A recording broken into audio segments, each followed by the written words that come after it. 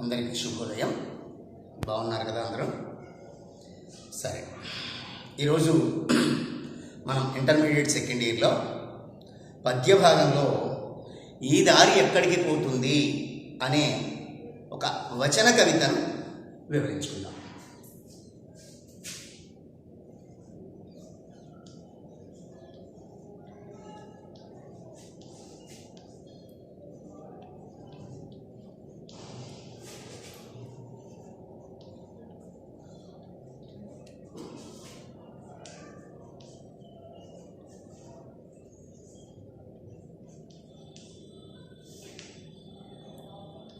ఈ కవిత రచయిత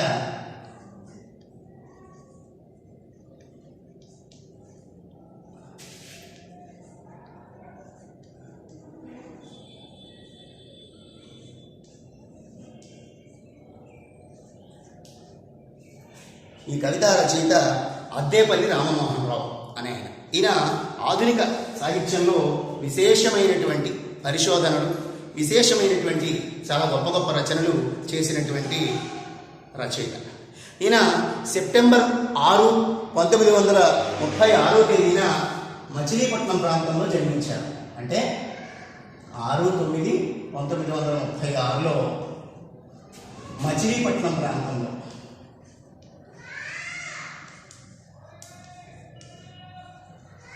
జన్మించారు. సరే, ఈయన తిరుపతి వెంకటేశ్వర విశ్వవిద్యాలయంలో ఆయన యొక్క పీజీ అంటే ఎంఏ విద్యను, స్నాతకోత్తర తరగతి అంటారు దాని తెలుగులో, అది ఆ డిగ్రీని పూర్తి చేసి ఇంకా రచనా రంగంలోకి వచ్చేసరికి చాలా రచనా సంపుటాలను అనేకమైనటువంటి కవితలు, పద్య కవిత్వాలు ఈయన రాసినటువంటిది. అంటే వివిధ ప్రక్రియలలో ఆయన రాశారు. అంటే పద్య కావ్యాలు రాశారు. ఆయన రాసిన వాటిలో రకాలు చెప్తున్నాను, అంటే ప్రక్రియలో పరిచయం. పద్య కావ్యాలు రాశారు,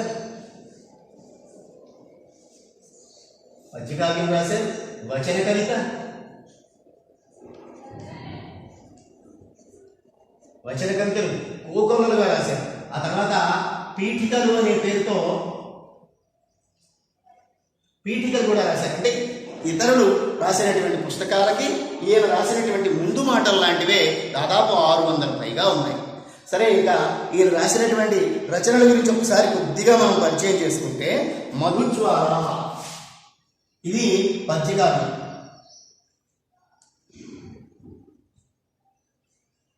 మధుజ్వాల, దీని తర్వాత ఇంకా అంతర్జ్వాల, రక్త సంధ్య,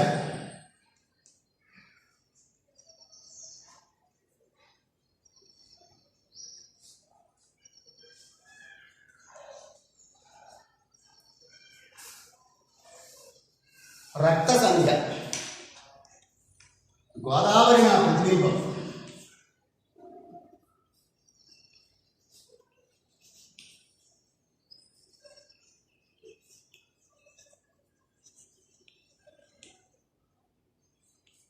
ఇంకా సంఘం శరణం గచ్చామి,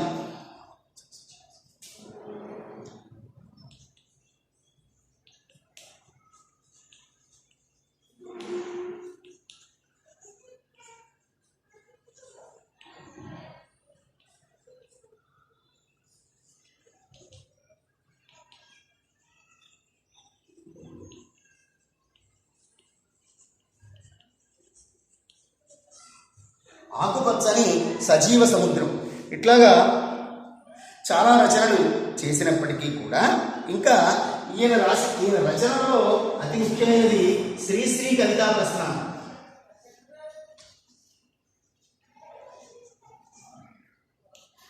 అంటే శ్రీశ్రీ గారు రాసినటువంటి ఆ రచనల మీద, ఆయన జీవిత చరిత్ర మీద రాసినటువంటి మరొక గొప్ప గ్రంథం. అంతేకాకుండా ఈయన అభ్యుదయ రచయితలను ఆయన తరువాత వచ్చి ఆయనతో సమకాలికులుగా ఉన్నటువంటి యువత, అసలు ప్రతి ఒక్క వ్యక్తి తన తర్వాత ఉన్నటువంటి తరాలకి ఏం చేస్తున్నాడు అనేటువంటిది ప్రశ్న ఖచ్చితంగా చేసి తీరాలి. అలా చేసిన వాటిలో దాదాపు 600 పుస్తకాలకు పైగా ఈయన ముందు మాటలు రాశారు. అంటే ఆయన అభిప్రాయాలను తెలియజేయడం. ఇట్లాగా 600 కవితా సంపుటాలకు ఆయన సమీక్షలు రచించారు, పీఠికలు రచించారు. తరువాత ఇకపోతే ఆ తరువాత కాలంలో ఆయన 2016 జనవరి 13వ తేదీన ఆయన మరణించారు. 13/1/2016 ఆయన చనిపోయినటువంటి సంవత్సరం. సరే, ఒక సంక్షిప్తంగా చెప్పాను. ఈయన రచనలు కూడా మనం అన్నీ ఇక్కడ రాసుకోలేదు, కానీ ఏవో కొన్ని చెప్పుకున్నాం. ప్రధానంగా ఈ దారి ఎక్కడికి పోతుంది అనేటువంటి ఈ పేరులోనే ఆ పేరు అలా ప్రత్యేకించి పెట్టడానికి కారణం ఏమిటంటే, సమాజం అన్ని రంగాలలోనూ కూడా కొత్త పుంతలు తొక్కుతోందని మనం అనుకుంటున్నాం. ఒక రకంగా సరైనటువంటి దృష్టి చూస్తే అది పాడవుతోంది అనేటటువంటి భావనను ఆయన వ్యక్తం చేయడం జరిగింది. ఎలా అంటే, ప్రపంచీకరణ, గ్లోబలైజేషన్ అనే పేరుతో ప్రపంచమంతా కలగాపులగంగా అయిపోయినటువంటి పరిస్థితి. ఎందుకంటే ఒక్కొక్క ప్రాంతానికి ఒక్కొక్క రకమైనటువంటి గౌరవము, ఒక రకమైనటువంటి సంస్కృతి, ఒక రకమైనటువంటి విధానము, భాషా విధానము, అనేకమైనటువంటివి ఉంటాయి.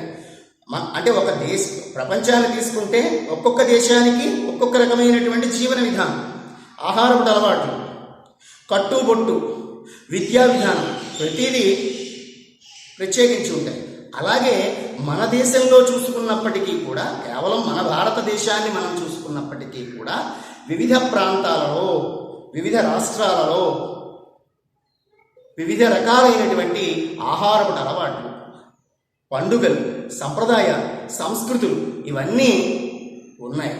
ఇక్కడిది అక్కడికి, అక్కడిది ఇక్కడికి రావడం వలన దాని అసలు ఉనికి చెడిపోవడానికి అవకాశం చాలా ఎక్కువ అనేటటువంటి ఆయన యొక్క ఆవేదనను వ్యక్తం చేస్తూ రాసినటువంటి కవిత, సుదీర్ఘమైనటువంటి కవిత. ఈ పాఠం పేరు ఈ దారి ఎక్కడికి పోతుంది అనేటటువంటి పేరుతో. ఎక్కడికి పోతుంది, ఈ దారి ఎక్కడికి పోతుంది అంటే, మనిషి ఇలా వెళుతున్నాడు అనుకున్నప్పుడు గమ్యం ఉండాలి. కానీ ఆ తన ఉద్దేశంలో తాను ఎక్కడికో వెళుతున్నాడు, తనదైనటువంటి ఆలోచన విధానంతో. కానీ చుట్టూ ఉన్నటువంటి పరిస్థితులు బలవంతంగా ఆయనను తన దారిలో కాకుండా మరొక దారిలో ప్రయాణించేలా చేస్తోంది. ఇక్కడ మనం తీసుకోవలసినటువంటిది ఏంటంటే, కవితలలో మనకి ప్రధానంగా కనిపించేటటువంటిది బయటకు కనబడదు, కానీ మామూలుగా చెప్పాలి అంటే ప్రతీకాత్మకత అనేటువంటిది కనిపిస్తుంది.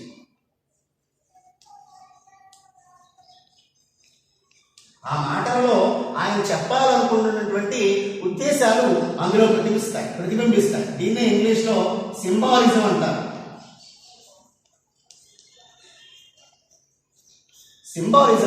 ఆ సింబాలిక్గా చెప్పడం అనేటువంటిది కవిత యొక్క ఉద్దేశం. సరే,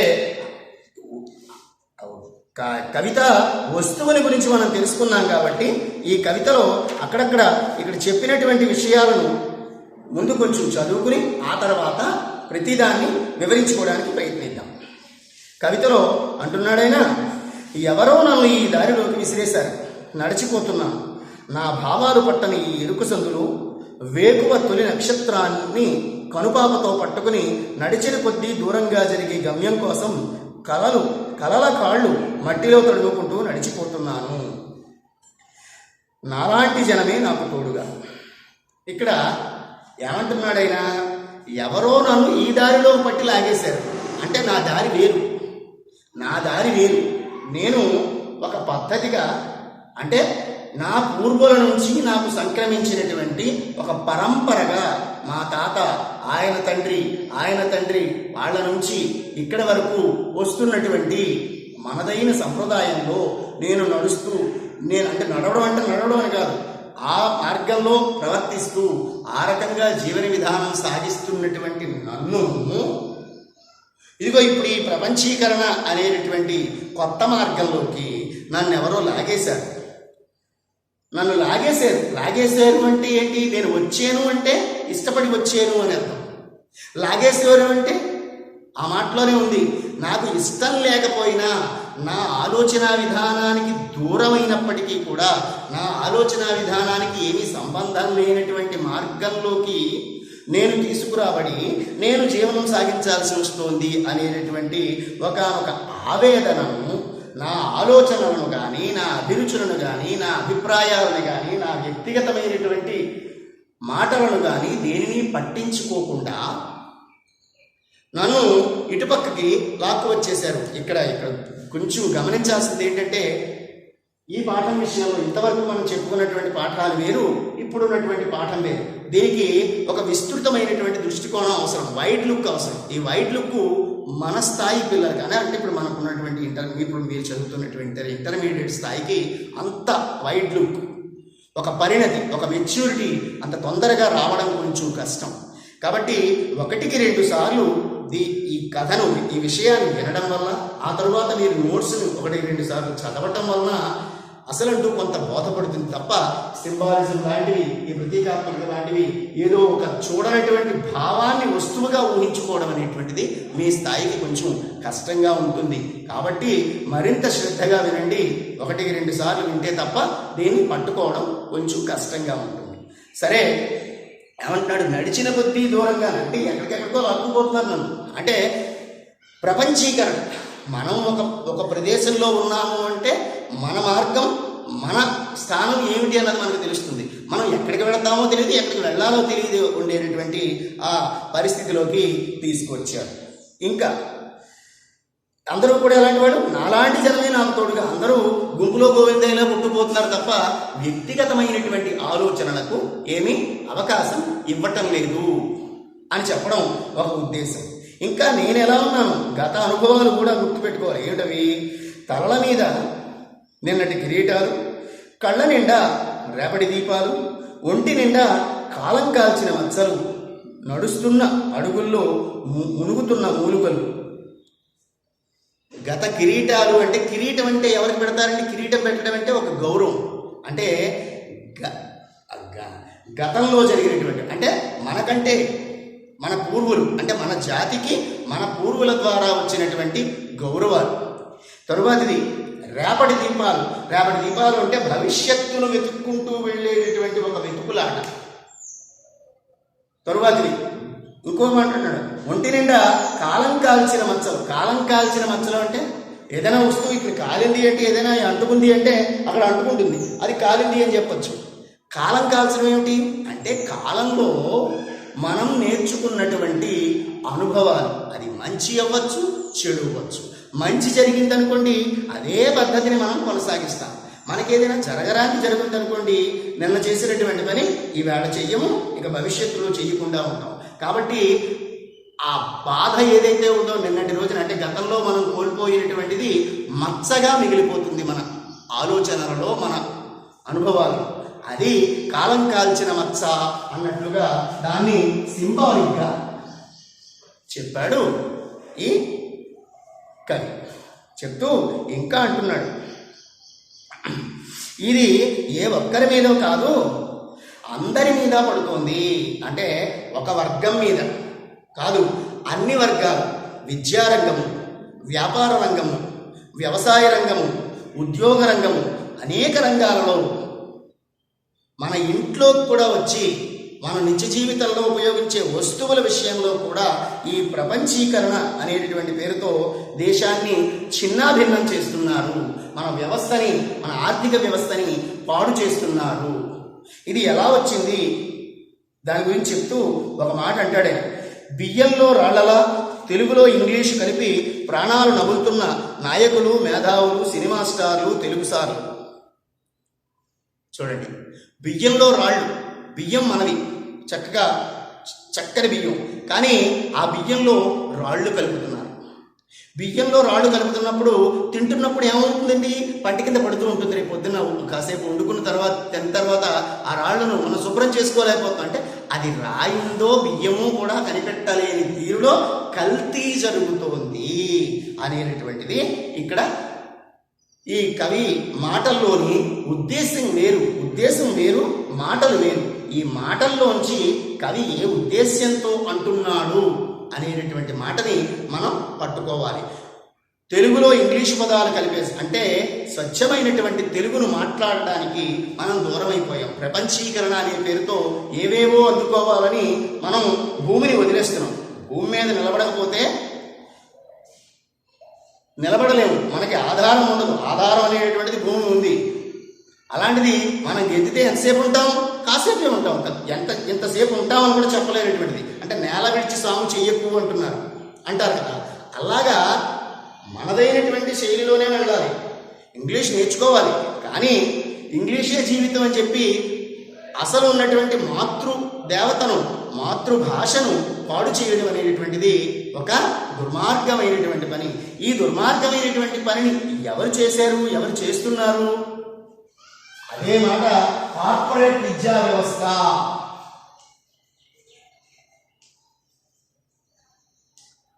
కార్పొరేట్ రంగంలో అంటే విద్యారంగాన్ని శాసిస్తున్నటువంటి ఏ 1, 2, 3 సంస్థలు మొత్తం వ్యవస్థని మార్చి వాళ్ళకు అనుకూలంగా మన పరిస్థితి ఏమిటో కూడా చూడకుండా, మన సంస్కృతి ఏదో చూడకుండా, మనకేం కావాలో చూడకుండా వాడికి నచ్చినదే మనకి అందిస్తూ ఉన్నాడు. దాన్నే మనము కొత్తదనంగా భావించి మన అజ్ఞానంతో దాన్ని గ్రహిస్తున్నాం.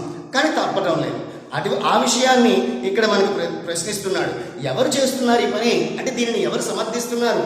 ఒకడు సమర్థిస్తున్నాడంటే మిగతా వాళ్ళు వ్యతిరేకిస్తున్నారని అర్థం కాదు. అలా కాదు. ఇక్కడ అందరూ మేధావులు అంగీకరిస్తున్నారు గుడ్డిగా. నాయకులు, రాజకీయ నాయకులు అంగీకరిస్తున్నారు. సినిమా నటులు అంగీకరిస్తున్నారు. అంటే కాస్త ప్రఖ్యాతిగా ఉండి వాళ్ళ పేర్లవి బాగా మోగుతున్నటువంటి వ్యక్తులు ఒక విషయాన్ని అంగీకరించారు అనుకోండి, దాన్ని మనం అందరూ మిగతా వాడు కూడా అబ్బో అలాంటి వాడే అంగీకరించాడండి, మనకేమిటండి, మనం అంగీకరించాలి అనేటటువంటి ఈ వ్యవస్థను చెప్తూ ఇక్కడ ఏమంటున్నాడు అంటే, ఇంగ్లీష్ రైముల కుప్పిగింతుల కింద తెలుగు పాటల ఊపిరి దొక్కబడుతున్న వ్యాపార విద్యాలయ. మనకంటూ ఓ చిట్టి చిలకమ్మ పాట చిన్నతనంలో ఒక దేశభక్తికి సంబంధించినది, ఒక దైవభక్తికి సంబంధించినది, ఒక కుటుంబ వ్యవస్థకి సంబంధించినది, మన ప్రకృతికి సంబంధించినవి ఏవో కొన్ని మన పిల్లలకి మనం చిన్నతనంలో 1, 2 ఎల్కేజీ, యూకేజీ ఈ తరగతులలో మనం ఏ భావాలైతే మన మనస్సుల్లో పడతాయో ఆ భావాలే కొనసాగడానికి అవకాశం ఉంటుంది. కాబట్టి ఆ వయసులో మనము మన పూర్వ విద్యా వ్యవస్థలో చిన్న చిన్న కథలు చెప్పడము, చిన్న చిన్న పురాణ కథలు చెప్పడము, చిన్న చిన్న నీతి కథలు చెప్పడము, చిన్న చిన్న పద్యాలు చెప్పించడము, చిన్న చిన్న పాటలు పాడించడము, ఇవన్నీ మన ప్రకృతికి సంబంధించి, మన దైవానికి సంబంధించి, మన సంస్కృతికి సంబంధించి చెప్పేవాళ్ళం. కానీ ఈ కార్పొరేట్ విద్యా వ్యవస్థ ఏదైతే ఉందో ఇంగ్లీష్ రైముల పేరుతో దాన్ని మన నెత్తి మీద రుద్ది మనదైనటువంటి తెలుగు పాటలను, మనదైనటువంటి తెలుగుతనాన్ని మనకి కాకుండా దూరం చేసేసాయి. ఏమిటి? కొన్ని కార్పొరేట్ విద్యా సంస్థలు అనేటటువంటి ఆవేదనను కవి వివరిస్తున్నాడు. ఆ తరువాత కూడా సాంస్కృతిక కాలుష్యం కూడా అన్నాడు. ఇక్కడ ఎన్ని చూపిస్తున్నాడు? ఇక్కడ కాలుష్యము అనే పేరుతో ఏ ఏ రంగాలలో ఇబ్బంది వస్తుంది అనేటువంటిది చెప్తున్నాడు. చూడండి కావాలంటే. ఇప్పుడు మొదట సంస్కృతి, మొదట విద్యా విధానం గురించి చెప్పాడు. విద్యా వ్యవస్థ కలుషితమైపోయింది. తరువాతది సాంస్కృతిక రంగం.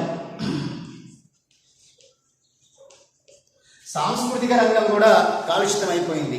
ఎలా అంటే ఒకప్పుడు మనవైనటువంటి కథలే మనం చెప్పుకునేవాళ్ళని, మన నీతి కథలను మనం చెప్పుకునేవాళ్ళని, మనదైనటువంటి పురాణ కథలను మనం చెప్పుకునేవాళ్ళని. కానీ తరువాత పైగా మనదైనటువంటి సంగీతం మనం పాడుకునేవాళ్ళని, మనదైనటువంటి నాట్యాన్ని మనం చూసేవాళ్ళం.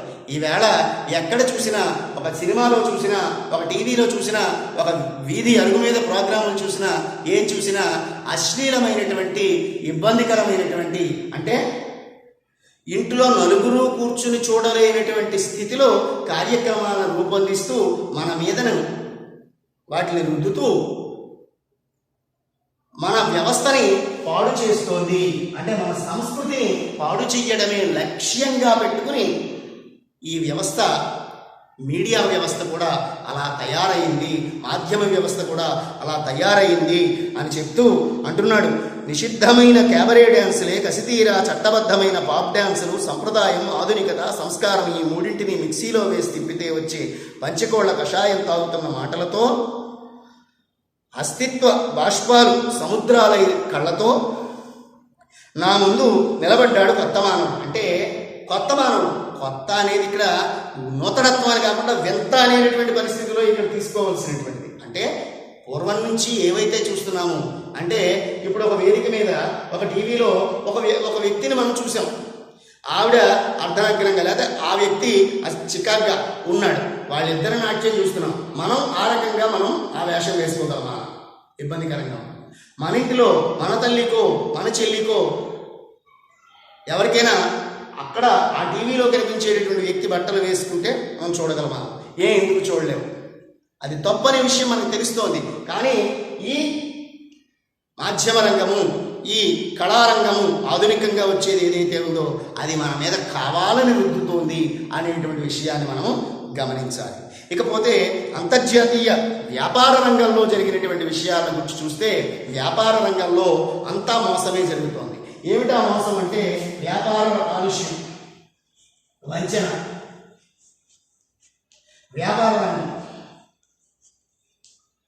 వ్యాపార రంగంలో కూడా నకిలీ అని నాసిరకమైనటువంటి వస్తువులను మనకు పంపించడం, నాసిరకమైనటువంటి వస్తువులను మనకి ఇవ్వడం, అవేవో కొత్తగా వచ్చాయి అనేటువంటి పేరుతో, కొత్తదనము అనేటువంటి పేరుతో ఆ వస్తువులను మనం ఎగబడి కొనడం.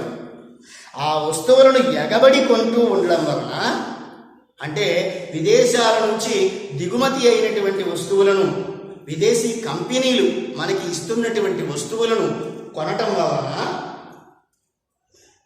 మనదైనటువంటి స్వదేశీ వ్యాపార రంగము బాగా నష్టాలలో కూరుకుపోయింది. ఇప్పుడు ఏ టీవీ పెట్టినా ఈ మధ్య కాలంలో బాగా వింటూ ఉన్నాము. ఏ వస్తువు చూసినా ఒక నాసిరకమైనటువంటి వస్తువుని ఇవ్వడం, ఆ వస్తువు తొందరగా చెడిపోతుంది, కానీ చూడడానికి ఆకర్షణీయంగా ఉంది. మనదైనటువంటి ఒక మధ్యతరగతి ఆర్థిక నేపథ్యం కలిగినటువంటి మనబోటి వాళ్ళు ఆ వస్తువునే కొంటున్నారు. ఎందుకు అంటే తక్కువ రేటుకి వస్తుంది కాబట్టి. తక్కువ రేటుతో ఎక్కువ వస్తువులు వాడు మనకి అమ్ముతున్నాడా, అంటగడుతున్నాడు.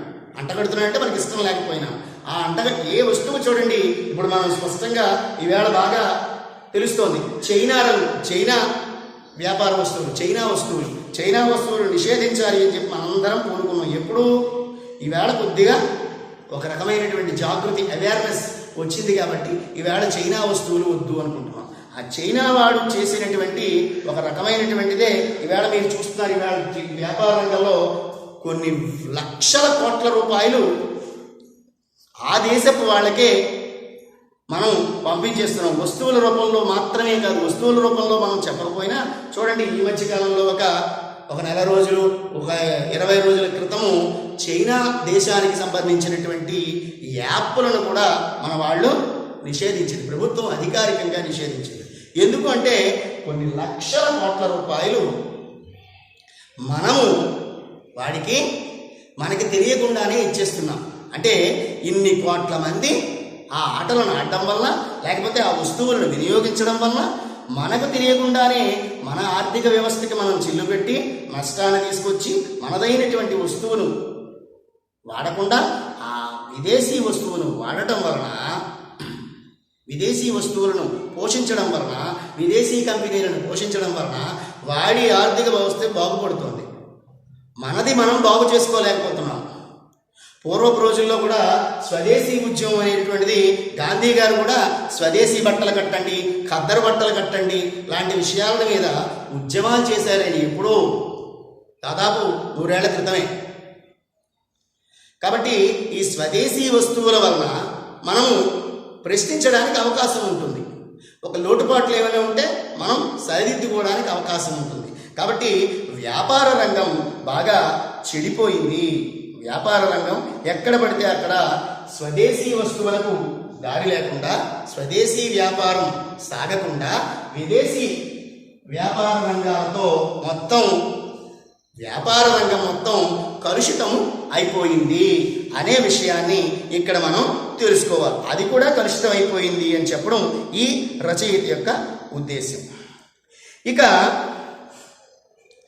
ఒకప్పుడు కథలతో, రకరకాల ఆలోచనలతో, రకరకాల కబుర్లు చెప్పుకుంటూ, రకరకాల నాటకాలు వేసుకుంటూ అనేక రకాలుగా ఉండేటటువంటి మానసికోల్లాసాన్ని పొందేటటువంటి మనము ఈవేళ ఎంతసేపు అయితే సెల్ ఫోను లేకపోతే కంప్యూటరు అనే పేరుతో ఏమాత్రం ఆలోచించకుండా ప్రతిదానికి యంత్రం మీదే ఆధారపడిపోతూ రెండు రెళ్ళు ఎంత అనేసరికి వెంటనే బుర్రకు తట్టడం లేదు. అతి చిన్నది, నువ్వు 1వ తరగతిలో నేర్చుకున్నటువంటి మాట అది. 2 రెళ్ళు ఎంత అనేసరికి దానికి కూడా నువ్వు వెంటనే క్యాలిక్యులేటర్ తీసుకుని ఇలా కొడుతున్నావు. అంటే అంత మట్టి బుర్ర అయిపోతుంది మనది. అంటే ఆలోచించగలిగేటువంటిది స్థాయి చాలా ఎక్కువ ఈ బుర్రకి. కానీ ఆలోచించకుండా మనం యాంత్రికంగా మారిపోతున్నాం. కంప్యూటర్ లోకం అయిపోయింది.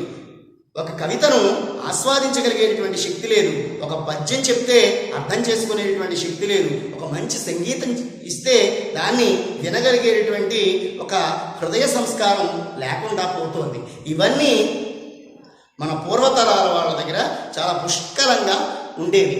మనదైనటువంటి వస్తువులు వాడేవారు, మనదైనటువంటి సంగీతం వినేవారు, మనదైనటువంటి భోజనం చేసేవారు. కాబట్టే వాళ్ళు చాలా ప్రశాంతంగా జీవితం గడుపుతూ ఎక్కువ కాలం జీవించారు కూడా. మనది 60 ఏళ్ళు బతికితే 100 ఏళ్ల కంటే ఎక్కువ బతికేసినట్లు లెక్క. ఈవేళ మన యొక్క జీవన ప్రమాణం కూడా సగటున తగ్గిపోయింది ఈవేళ. దేని కారణంగా? వీటన్నిటి ఆందోళన కారణంగా. ఇకపోతే మనం ఎంతసేపు కూడా ఆటల విషయంలో కూడా ఒకప్పుడు పడవలు చేసుకుని ఆడుకునేవాళ్ళం నీటిలో పెట్టుకుని. ఇవాళ నీరు ఎక్కడొస్తోంది? అంత కాంక్రీట్. పిల్లలు ఆడుకోవడానికి ఏమీ లేదు. చెట్లు ఎక్కి ఆడుకోవడానికి చెట్లు ఎక్కడ కనపడుతున్నాయి చుట్టుపక్కల? మేమందరం ఆడుకునేవాళ్ళం. మా తల్లిదండ్రులు ఆడుకున్నారు, మా తాతలు ఆడుకున్నారు. ఇప్పుడు మీరేం ఆడుకుంటున్నారు? లేదు. చక్కగా శారీరక శ్రమ ఉండేది, మానసికమైనటువంటి ఒత్తిడి లేనటువంటి మనోవికాసం ఉండేది. ఈ మన మెదడికి మనస్సు ప్రశాంతంగా ఉండేది. ఇవేమీ లేవు. ఎంతసేపు కూడా ఆందోళన కలిగించేటటువంటి సినిమాలు, ఆందోళన కలిగించేటటువంటి కంప్యూటర్ ఆటలతోనే జీవితాన్ని మన చేతులారా మనము పాడు చేసుకుంటున్నాము. మనమే ఇప్పుడు ఎలా ఉన్నామంటే రాబోయేటటువంటి తరాల పరిస్థితి ఏమిటి అనేటటువంటి ఒక ఆవేదనను ఈయన ఇందులో వ్యక్తం చేసుకుంటున్నాడు. ఇకపోతే అమ్మతనం అనేటటువంటి దాంట్లో కూడా అమ్మతనం పోయి అమ్మకంతనము అనేటటువంటిది, అంటే అది కూడా యాంత్రికమైపోయింది. అంటే మనస్సుకి ఏ రకమైనటువంటి సాంత్వన లేదు, మనస్సుకి ఏ విధమైనటువంటి మంచి మాటలను మనం చెప్పడం లేదు. ఎంతసేపు కూడా జీవితాన్ని పాడు చేసేటటువంటి, ఒత్తిడిని పెంచేసి మన బుర్రను పాడు చేసేటటువంటి ఆలోచనలలోనే మనము జీవిస్తున్నాం. ఇక్కడ అంటున్నాడు కవి,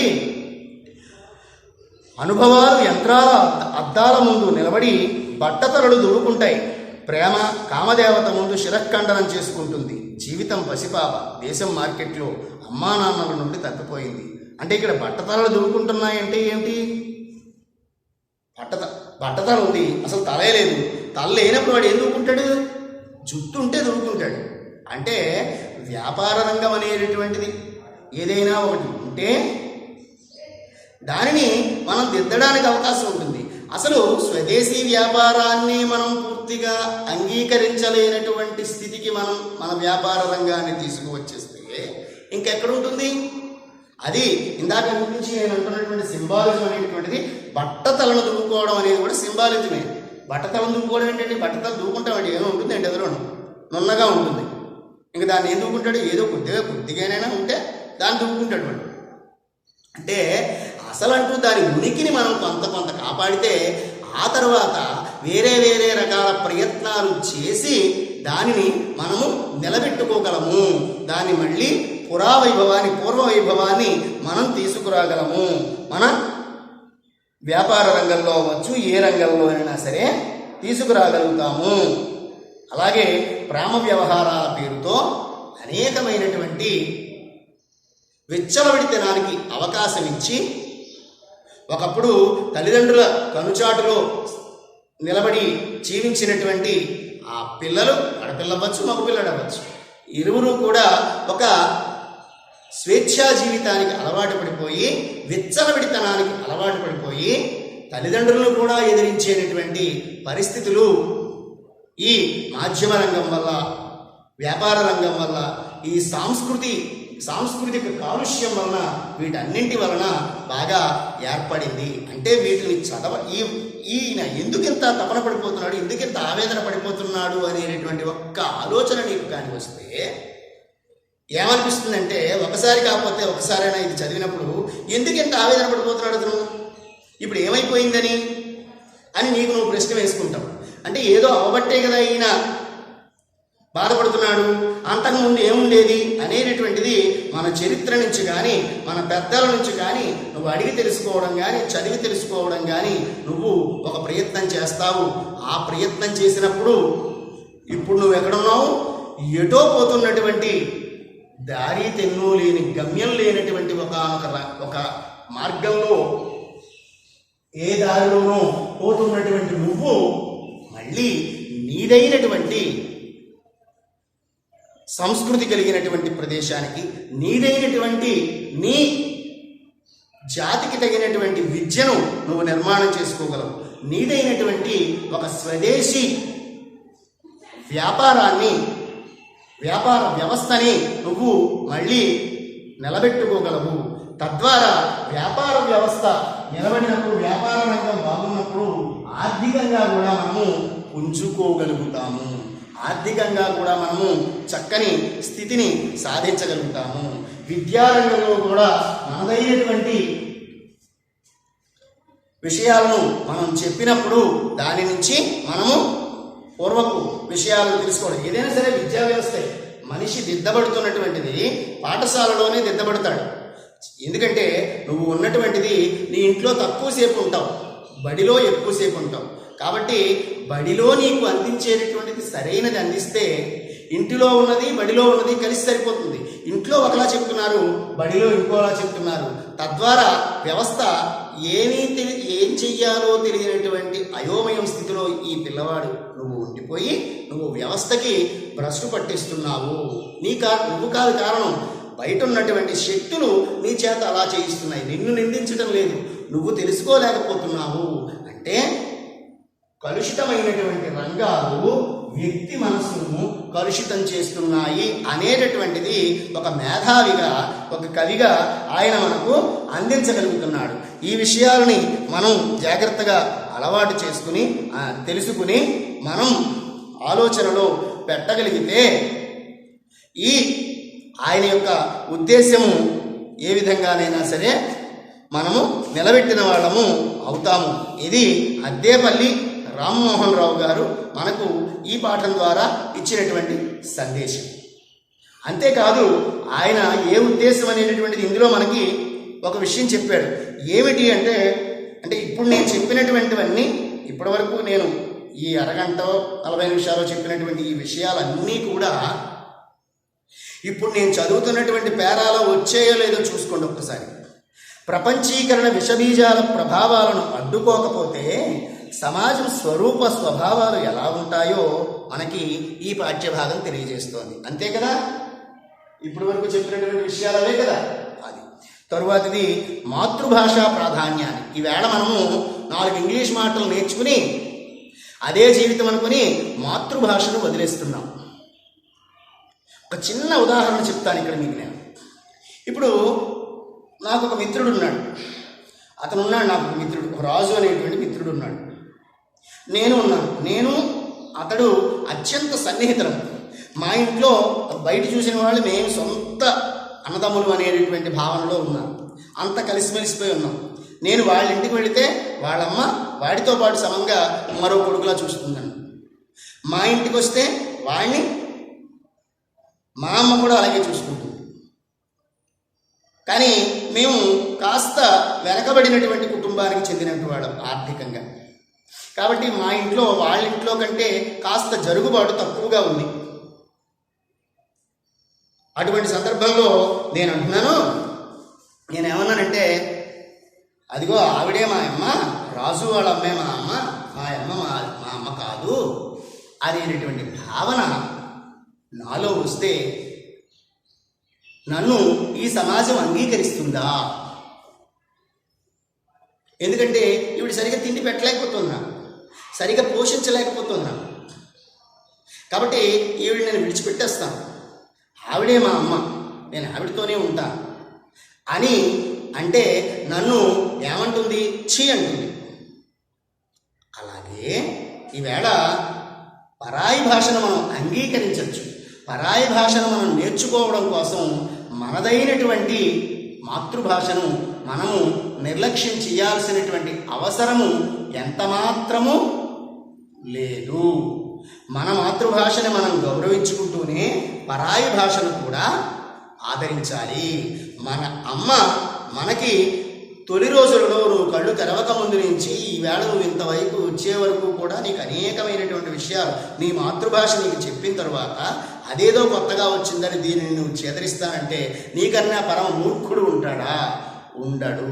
కాబట్టి మాతృభాషకు సంబంధించిన మాతృభాష ప్రాధాన్యాన్ని, సాంస్కృతిక విలువలను గుర్తింపజేసి వాటిని కాపాడుకోవడంలో విద్యార్థులను వాటిని అవి ఎలా కాపాడుకోవాలి అనేటువంటి వాటిని తెలియజేయడమే ఈ పాఠం యొక్క ముఖ్యోద్దేశ్యంగా మనం తెలుసుకుంటే ఈ కవిత రాసినందుకు గాను ఆయన కవితకు ఒక ప్రాధాన్యం ఉంటుంది.